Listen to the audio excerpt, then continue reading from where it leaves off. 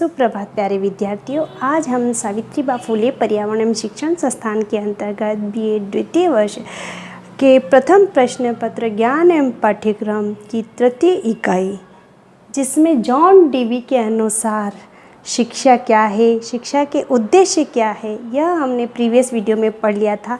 लेकिन इस वीडियो में हम पढ़ेंगे जॉन डेवी के अनुसार पाठ्यक्रम क्या होना चाहिए, शिक्षक की विशेषताएं क्या होनी चाहिए तथा शिक्षण विधि क्या होनी चाहिए, इसके बारे में आज हम अध्ययन करेंगे। तो जॉन डेवी के अनुसार पाठ्यक्रम कैसा होना चाहिए। जॉन डेवी ने कहा है कि पाठ्यक्रम उपयोगिता के सिद्धांत पर आधारित होना चाहिए। यानी कि जॉन डेवी क्या कहते हैं, पाठ्यक्रम उपयोगिता के सिद्धांत पर आधारित होना चाहिए।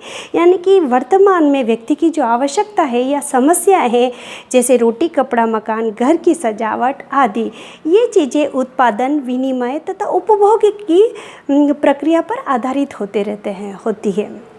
यानी कि इन क्रियाओं के लिए उत्पादन होना ज़रूरी है, विनिमय होना ज़रूरी है तथा उपभोग होना ज़रूरी है। तो ये व्यक्ति की जो अनिवार्य आवश्यकता है, तो ये पाठ्यक्रम में इस प्रकार होनी चाहिए कि व्यक्ति इन समस्याओं के समाधान के लिए व्यक्ति में योग्यता निर्मित हो सके। यानी कि वो इन समस्याओं का समाधान करने के लिए वह प्रेरित हो सके।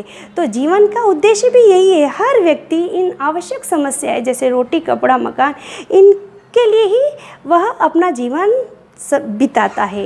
यानी कि उसकी अनिवार्य आवश्यकता, उसका मकसद, उसका उद्देश्य, लक्ष्य यही होता है कि इन अनिवार्य आवश्यकताओं की वह अपने जीवन में पूर्ति कर सके।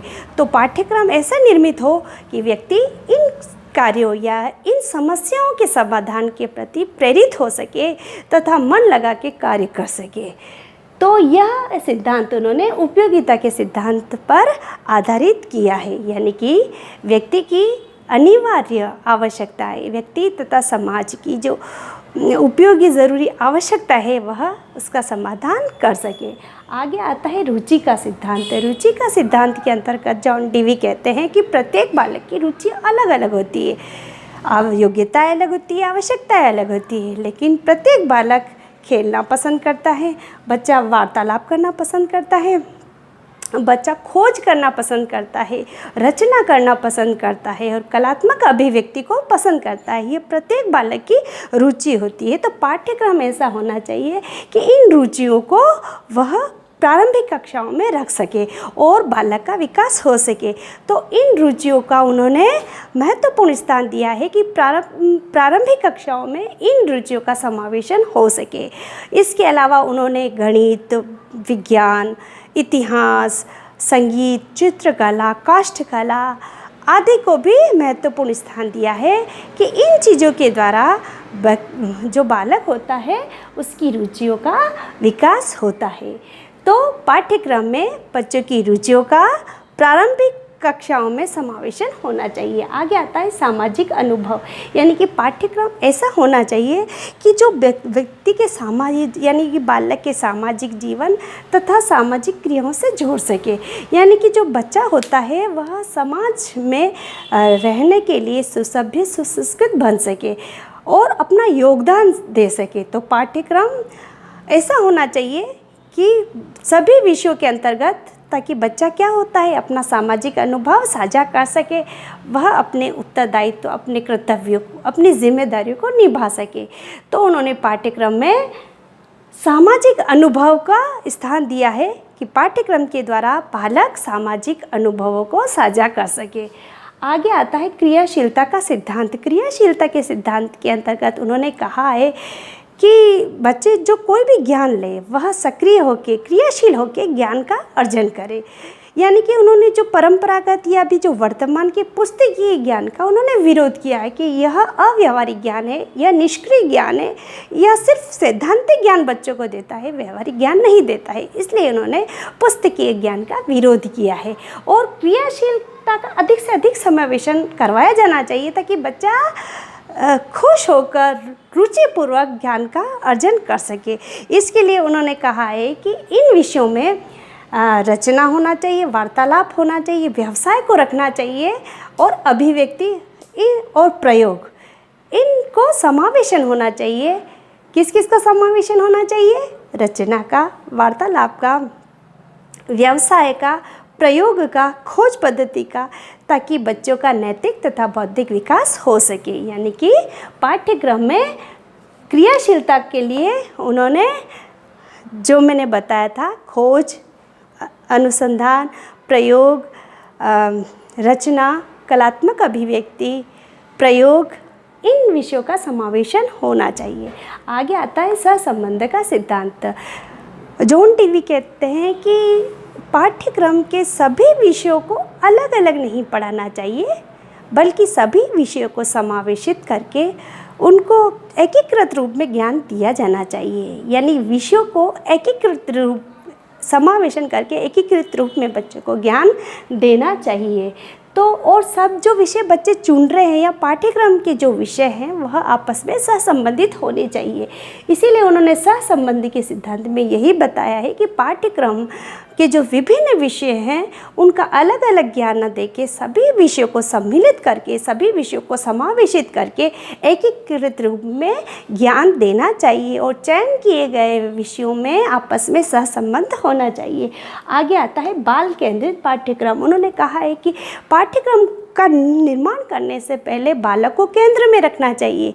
यानी कि बालक की आयु, योग्यता, रुचि, शक्ति और उसकी आवश्यकताओं को ध्यान में रखकर ही पाठ्यक्रम का निर्माण किया जाना चाहिए, ताकि सभी बालकों को अपनी रुचि, योग्यताओं तथा आवश्यकताओं के अनुसार ज्ञान मिल सके। इसलिए उन्होंने बाल केंद्रित शिक्षा के अंतर्गत बालक को केंद्र में माना है। यानी कि बालक को ध्यान में रखकर ही शिक्षण अधिगम करवाना चाहिए और उस बालक के सर्वांगीण विकास के लिए वह पाठ्यक्रम निर्मित किया जाए, ताकि बच्चे में जो अंतर्निहित शक्तियाँ हैं, जो वातावरण के साथ समायोजन करने की शक्तियाँ हैं, वातावरण को नियंत्रण करने की शक्तियाँ, वह सभी विकसित हो सके। इसलिए उन्होंने पाठ्यक्रम के निर्माण में बालक को केंद्र माना है। आगे आता है लचीलेपन का सिद्धांत। उन्होंने कहा है कि पाठ्यक्रम कठोर नहीं होना चाहिए, दृढ़तापूर्वक नहीं होना चाहिए, वरन पाठ्यक्रम होता है वह परिस्थिति के अनुसार नमनीय होना चाहिए, लचीला होना चाहिए,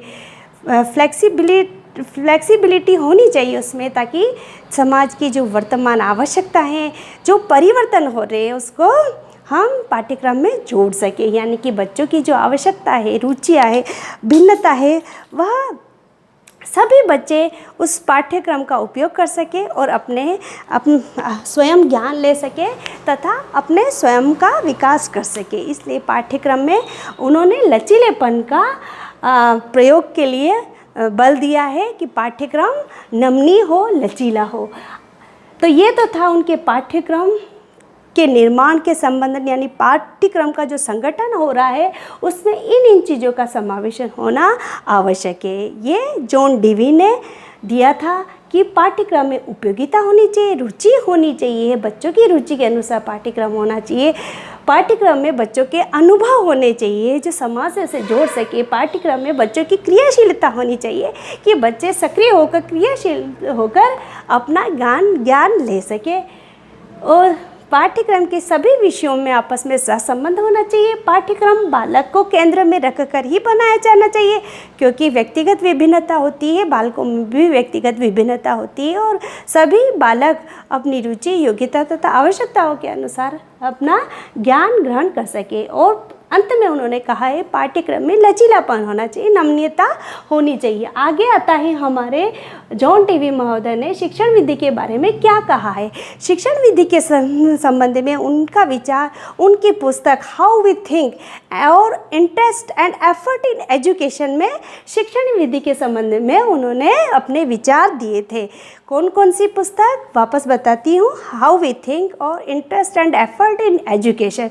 इन दो पुस्तकों में उन्होंने अपनी शिक्षण विधि को बताया है कि बालकों की शिक्षण विधि कैसी होनी चाहिए। बालकों की शिक्षण विधि, बालक क्रियाशील होके, सक्रिय होके बच्चे स्वयं अनुभव करें तथा ज्ञान का अर्जन ले और ज्ञान को सही अर्थ में प्राप्त करें। ये उनके अनुसार शिक्षण विधि होनी चाहिए। बालक स्वयं सीखे, सक्रिय होकर सीखे, क्रियाशील होकर सीखे, बालक स्वयं अनुभव करे और ज्ञान को सही अर्थ में प्राप्त करे। तो इसके लिए उन्होंने निम्न शिक्षण विधियों का उपयोग कहा है कि इन पाठ्यक्रम में या शिक्षण अधिगम में इन विधियों का उपयोग किया जाना चाहिए। तो पहला उन्होंने बोला है क्रिया द्वारा सीखना, यानी कि बच्चे क्रियाशील होकर सीखे, यानी कि बालक के जीवन, क्रिया तथा पाठ्य वस्तु, जो शिक्षण विधि होती है बालक के जीवन, बालक की पाठ्य वस्तु तथा बालक की क्रिया से संबंधित होनी चाहिए शिक्षण विधि।